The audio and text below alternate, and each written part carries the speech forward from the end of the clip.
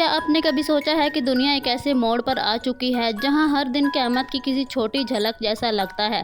کبھی اچانک زلزلے، کبھی آسمان سے عجیب آوازیں اور کبھی پرانی پیش گوئیاں جو ایک ایک کر کے سچ ثابت ہو رہی ہیں۔ اپریل کے آغاز میں جاپان کے ایک دور دراز گاؤں میں کھدائی کے دوران مزدوروں کو ایک عجیب و غریب چیز ملی۔ زمین کے نیچے ایک دو ہیکل دھاتی ڈھانچہ جو کسی مشین جیسا لگتا تھا۔ جب ماہرین نے اس پر تحقیق کی تو پتہ چلا کہ اس کے اندر سے مسلسل کم فریکوئنسی کی وائبریشنز خارج ہو رہی ہیں، ایسی وائبریشنز جو انسانی کان سے سنائی نہیں دیتی لیکن زمین پر اثر ڈال رہی ہیں۔ دلچسپ بات یہ ہے کہ جیسے ہی یہ مشین بے نقاب ہوئی، جاپان کے ساتھ ساتھ انڈونیشیا، ترکی اور میکسیکو میں زلزلے آئے۔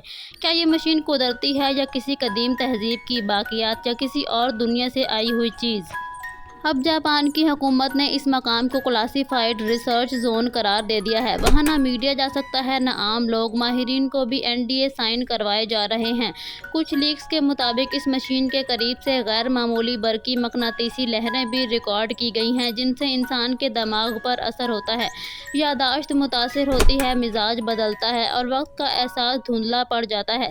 یہ مشین زمین کے اندر ہزاروں سالوں سے کیوں چھپی تھی؟ کس نے اسے بنایا اور اب کیوں جاگی ہے؟ کیا یہ ایک وارننگ ہے یا ایک گھنٹی جو ہمیں آنے والے وقت کے لیے خبردار کر رہی ہے؟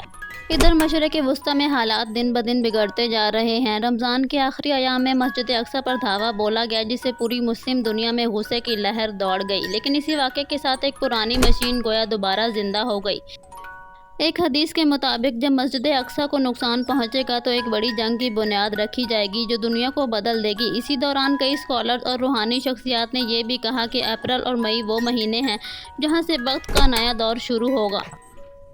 پچھلے چند ہفتوں میں دنیا کے مختلف حصوں میں آسمان سے عجیب سائرن جیسی آوازیں سنائی دی گئیں۔ کینیڈا، روس اور یہاں تک کہ بھارت میں بھی لوگوں نے ویڈیوز شیئر کی جن میں زمین ہلتی ہوئی محسوس ہو رہی ہے، لیکن کوئی زلزلہ ریکارڈ نہیں ہوا۔ ناسا کے سائنسدان حیران ہیں۔ ان کا کہنا ہے کہ سورج کی غیر معمولی سرگرمیاں اور زمین کے مقناطیسی میدان میں ہونے والی تبدیلیاں انسانیت کے لیے خطرے کی گھنٹی ہیں۔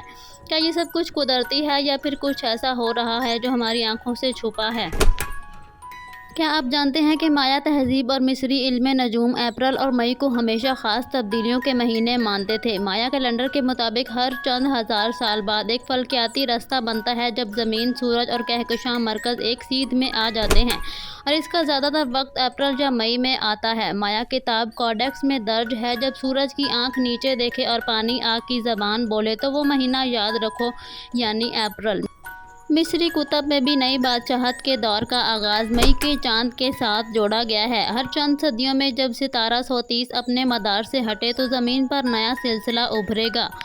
مسلمان علماء، بالخصوص صوفیاء اور مفسرین کے مطابق ماہ رمضان اور اس کے بعد کے دن روحانی تبدیلی کے دروازے ہوتے ہیں۔ امام جعفر صادق رحمۃ اللہ علیہ کی ایک روایت ہے، جب سورج اور چاند ایک ہی لہر پر چمکیں گے اور رمضان کا چاند بے وقت دکھائی دے گا تو سمجھ لو کہ مہلت کی مدت ختم ہو چکی ہے۔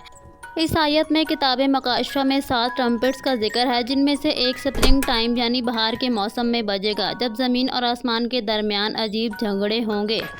اپریل اور مئی 2025 میں مریخ، زحل، مشتری اور چاند ایک خاص سیدھ میں آ رہے ہیں جسے ایسٹرونومیکل الائنمنٹ آف کنفلکٹ کہا جا رہا ہے۔ یہ وہ وقت ہوتا ہے جب دنیا کے بڑے فیصلے، جنگیں اور تبدیلیاں ہوتی ہیں۔ پچھلی بار ایسی سیدھ 2001 میں ہوئی تھی، 9/11 کے چند مہینے پہلے۔ ماہر فلکیات ڈاکٹر ایلیس کہتے ہیں کہ جب مشتری اور مریخ کا زاویہ زمین کے ساتھ سیدھا ہو تو عالمی توانائیاں متحرک ہو جاتی ہیں۔ یہ نرمی یا تباہی دونوں لا سکتی ہیں۔ اپریل اور مئی شاید یہی وہ پل ہیں جہاں سے وقت کا پہیہ ایک نئی سمت میں مڑ رہا ہے۔ جو ہونے والا ہے وہ روکا تو شاید نہیں جا سکتا مگر سمجھا جا سکتا ہے۔